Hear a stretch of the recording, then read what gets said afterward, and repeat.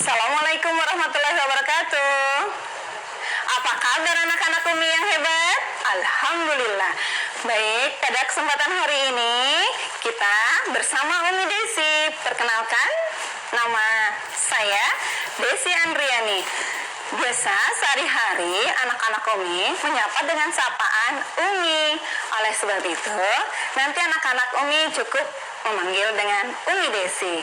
Baik anak-anak hebat, hari ini kalian sudah mandi belum ya? Sudah sarapan? Sudah juga, alhamdulillah. Nah, bagi yang beragama muslim udah melaksanakan sholat duha belum ya? Atau yang teman-teman atau anak-anak Umi yang non muslim sudah melaksanakan ibadah pagi? Sip. Baik, kalau begitu kita siap mengikuti kegiatan hari ini. Nah, hari ini kita akan belajar bersama RBTV dalam program ini dia, Homeschooling Bahagia. Baik anak-anak Umi, kita hari ini akan belajar di RBTV ini semua program dari Bapak Wali Kota kita loh. Ini dia Bapak Wali Kota, Bapak Helmi Hasan dan Bapak Wakil Wali Kota kita, Bapak Dedi Wahyudi. Nah, program ini berkat kerja sama pemerintah Kota Bengkulu dan RBTV. Dan pelaksana teknisnya adalah Dinas Pendidikan Kota Bengkulu. Terima kasih ya Bunda Rasmayati. Oke, baik anak-anak Umi. Hari ini kita belajar homeschooling bahagia ini. Kenapa ya?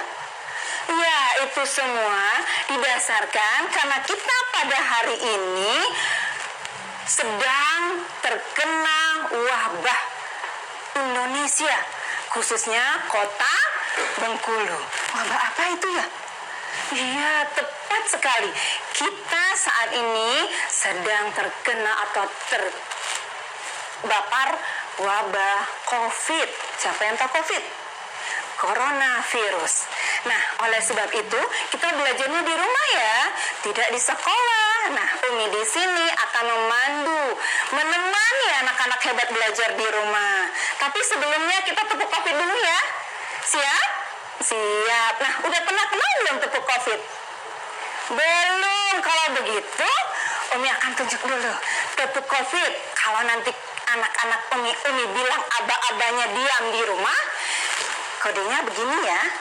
Nah, kalau nanti ada aba-aba makan bergizi, begini.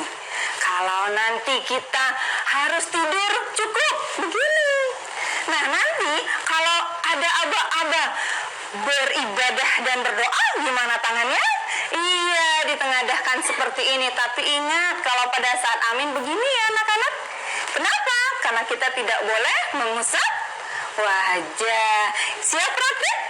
Siap. Oke, ayo kita coba sama-sama tepuk COVID. Diam di rumah. Oke, yang lain yang kedua apa? Makan bergizi. Oke. Yang ketiga, tidur cukup. Oke. Yang keempat, beribadah dan berdoa. Amin. Mari kita cegah COVID. Oke. Yes. Nah, tadi ada beberapa nih gerakannya. Yang pertama, kita harus diam di rumah. Anak-anak hebat saat ini harus diam di rumah. Kenapa? Kita kalau keluar rumah itu berbahaya. Oleh sebab itu, kalau mama atau papa mengajak keluar, jangan mau dulu ya. Kita harus nyaman tinggal di rumah, ikut belajar bersama RBTV. Oke, yang kedua, kita harus makan bergizi. Kenapa? Supaya tubuh kita menjadi sehat, kuat, dan juga harus berolahraga. Dan tidur pun harus cukup. Jangan tidak sekolah, kita tidur sampai jam 10, jam 11 itu nggak baik anak hebat. Jadi tidurnya harus cukup. Terakhir, kita harus berdoa dan beribadah kepada Allah agar apa yang kita lakukan menjadi pahala buat kita semua. Oke anak-anak hebat, sebelum kita belajar, kalian sudah siapkan alat tulis? Sudah siap belum? Sudah, tapi ada baiknya kita hari ini akan belajar di kelas 5. Tema berapa nih? Tema ke-8. Tapi sebelum belajar, Umi mau tayangin dulu ya materi kita, yaitu berkaitan dengan tematik tema 8 lingkungan sahabat kita. Nah, di lingkungan sahabat kita ini nanti sebelum belajar anak-anak Umi harus baca doa. Supaya apa? Pembelajaran kita hari ini diridhoi oleh Tuhan Yang Maha Esa, oleh Allah Subhanahu wa Ta'ala. Sudah siap? Oke, kalau begitu Umi akan mimpin doa. Doanya masing-masing dalam hati. Siap? Berdoa dimulai. Berdoa selesai. Oke, kalau begitu sebelum belajar Umi nanti akan menjelaskan beberapa hal nih. Kita lihat dulu apa sih yang akan kita pelajari hari ini. Iya sih. Yang pertama, kita akan mengidentifikasi peristiwa yang ada pada teks non-fiksi. Nah, selanjutnya kita akan belajar tentang siklus air. Ada lagi yang kita pelajari. Ada jenis-jenis usaha apa yang ada dalam masyarakat. Selanjutnya ada sih pengaruh. Apa yang sudah dilakukan jenis-jenis usahanya, pengaruhnya bagaimana? Ada lagi bagaimana cara kita menghargai usaha atau pekerjaan orang lain. Inilah yang akan kita pelajari selama 1 jam ini. Siap? Siap. Baik anak-anak hebat. Nah, di pembelajaran di rumah ini nanti kita akan belajar. Ini dia yang pertama. Tapi sebelum kita bahas teks non-fiksi, kemarin di tema-tema sebelumnya kita udah belajar nih. Pelajarannya apa? Iya, teks fiksi. Teks fiksi itu adalah teks apa? Iya, tepat sekali. Teks fiksi adalah teks yang berdasarkan kenyataan atau tidak? Tidak. Jadi dia berupa hayalan. Contohnya cerita-cerita anak, fabel, mite, dongeng. Nah, itu semua adalah teks fiksi. Nah, kali ini kita akan membahas teks fiksi. Iya, tadi yang itu. Sekarang kita teks non-fiksi. Apa itu teks non-fiksi? Ayo kita lihat sama-sama anak-anak hebat. Ini dia.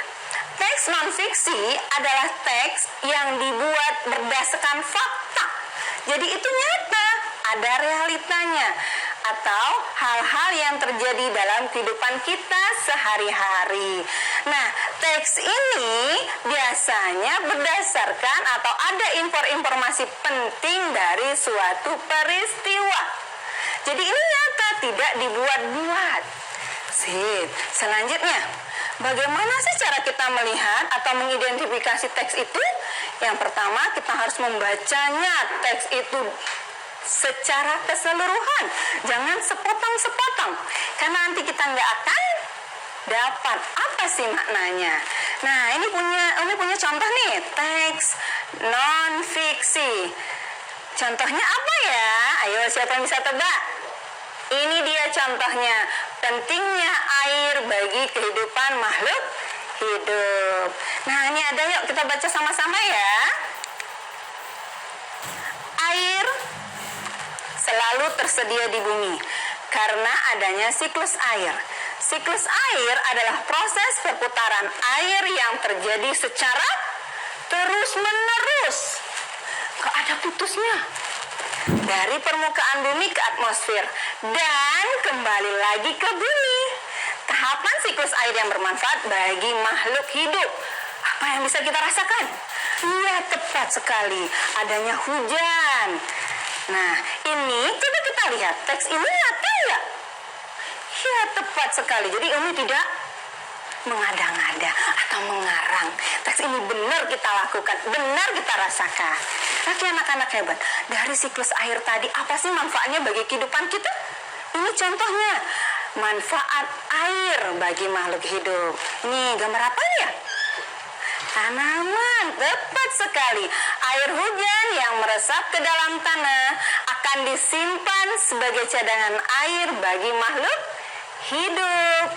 Nah, ini yang kedua, ini gambar apa ya? Ini adalah gambar sungai. Jadi air mengalir memenuhi sungai-sungai dan danau yang berguna untuk aktivitas makhluk hidup. Kita di Kota Bengkulu ada danau apa? Iya, tepat sekali, Danau Dendam. Tak sudah. Anak hebat. Kita lanjutkan. Ini ada gambar apa lagi nih? Ayo, ini biasanya di mana ya? Iya, di puncak-puncak ini. Siapa yang suka ke daerah Curug? Itu daerah pegunungan itu. Iya, kalau kita pagi hari kita bisa merasakan air menjaga kelembaban suhu dan udara dan iklim di bumi ini. Lanjut, ini usaha apa namanya nih? Pertanian. Nah, usaha pertanian ini juga memanfaatkan air, tepat sekali. Ini ada lagi. Ini biasanya di mana nih? Di hutan. Nah, kita lihat air di dalam tanah atau dalam hutan itu nanti akan menyerap dan melakukan fotosintesis. Selanjutnya, ini siapa nih ayo yang rajin begini? Iya, anak-anak hebat pasti rajin seperti itu. Dia memanfaatkan air bekas cucian beras untuk menyiram tanaman. Nih, apalagi ayo kita lihat manfaat air. Manfaat air, ayo ini sebagai apa nih? Sarana transportasi, tepat sekali. Ada sarana transportasi air. Selanjutnya ini. Iya, media tambah ikan. Ini juga manfaatkan air. Ini ada hewan-hewan untuk minum. Kita manusia juga butuh air untuk minum, untuk mencuci. Selanjutnya, ini tanaman digunakan air untuk proses fotosintesis. Oke, lanjut anak-anak hebat. Kalau kita tidak bisa memanfaatkan air dengan bijak, apa yang terjadi? Ini dia. Apa itu? Ayo, siapa yang tahu? Iya, tanahnya akan seperti ini. Tanahnya akan pecah-pecah. Maka akan terjadi kekeringan, hutan-hutan jadi sedih kita lihatnya ya. Mau nggak kita seperti itu? Tidak mau. Nah, supaya itu tidak terjadi, maka kita harus memanfaatkan air dengan bijaksana. Oke, anak-anak hebat. Kita lanjutkan. Musim kemarau yang berlangsung terus-menerus itu dapat berakibat tidak baik bagi kita. Apa itu ya? Ini yang pertama, berkurangnya sumber air minum. Nah, bagaimana kalau berkurang sumber air minum itu? Kita bisa minum nggak? Iya, kita haus. Nanti kita nggak bisa bicara, susah nanti nafas kita ya. Lanjut. Ada persawahan menjadi kering dan tanah menjadi retak-retak seperti gambar yang Umi sampaikan tadi. Persawahan itu nanti tidak bisa menghasilkan padi. Kita nggak bisa makan nasi nantinya. Nah, oleh sebab itu kita harus jaga dengan baik. Selanjutnya, banyak hewan yang mati karena tidak mendapatkan sumber air. Ya tidak? Iya, seperti tadi contohnya ada zebra, bebek. Itu hewan-hewan tidak bisa minum. Akhirnya dia akan mati. Kita tidak bisa manfaatkan, kita tidak bisa ngapa-ngapain, kita tidak bisa makan daging. Nanti ayam kan butuh air minum, ayam mati kita gimana? Nggak bisa makan daging ya? Oke, lanjut. Gagal panen karena banyak tumbuhan yang layu dan mati. Kenapa ini terjadi? Itu tadi, karena tanaman juga butuh air. air. Oke.